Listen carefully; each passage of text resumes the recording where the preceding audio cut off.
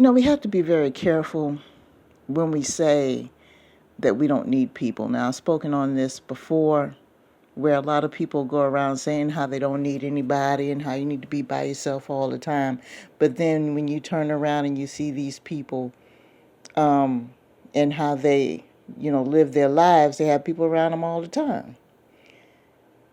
We have to think about basic biology when it comes to certain things. We can't let disappointing experiences or hurt feelings create a philosophy in our lives. Sometimes if you have a bad relationship with someone that hurts you so deeply to the point where it affects how you interact with other people, you need to go see somebody about that. And I know I tell you guys a lot about going to see somebody, but there is a lot of value in getting therapy in regards to feelings.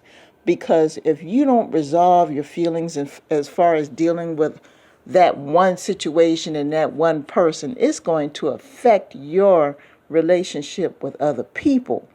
And you may not see it, but it will.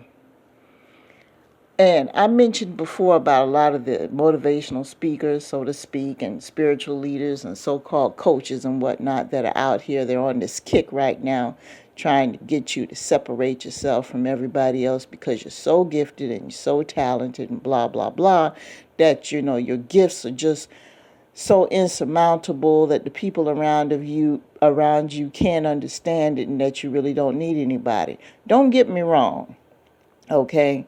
There are some gifts that are not understood by the human mind. I'm not disputing that, okay?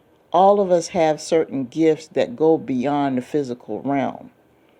And there are some of us that have gifts that are not readily understood by average people, and that we have to have a small group of people around us. But we have to have a small group of people around us. Do you understand what I'm saying?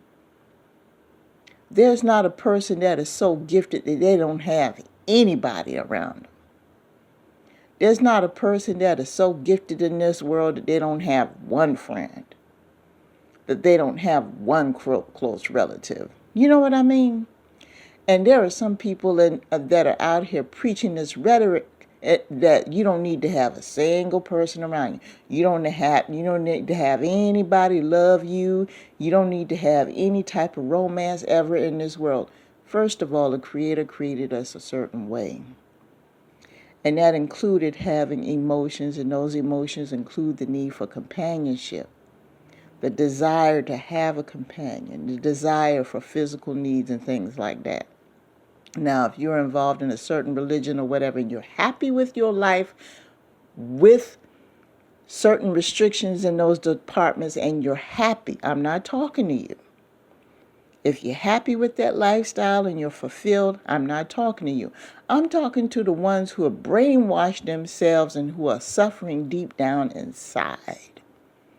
Those are the ones I'm talking to. Okay? Those are the ones I'm talking to.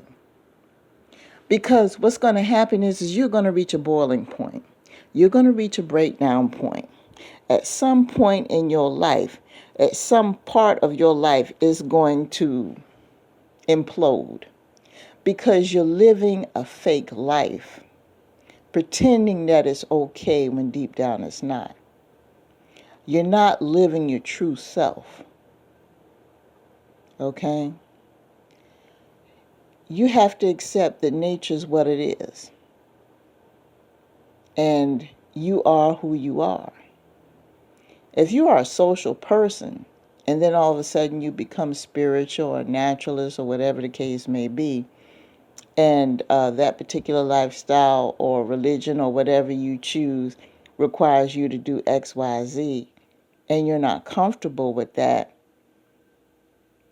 you're going to mentally force yourself to do it. That might cause some stress and strain on you, and it might even manifest itself physically. You got to be careful. Don't force yourself into something that you do not deep down believe or feel. Because the truth's going to come out eventually. It might manifest itself in the form of disease. It might manifest itself in the form of behaviors. It might manifest itself in the form of you not having close relationships with people because of a lack of satisfaction in your life. You got to be careful. You might be disagreeable with people because deep down you're not satisfied with yourself.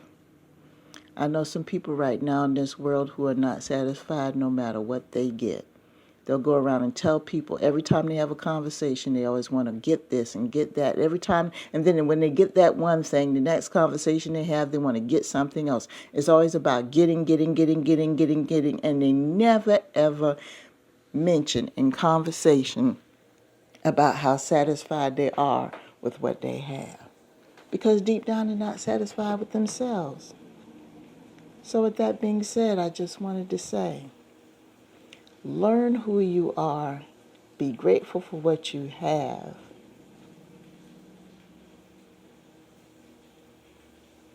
I'm going to leave it at that.